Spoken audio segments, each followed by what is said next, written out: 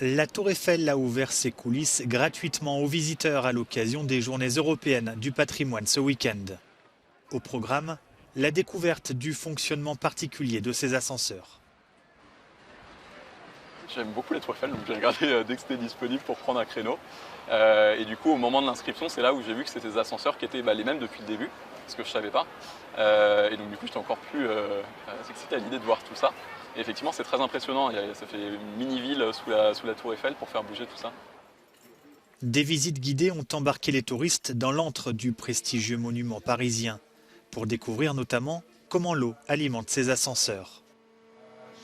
On a un système avec des contrepoids, des accumulateurs. Les 180 tonnes vont venir pousser le chariot.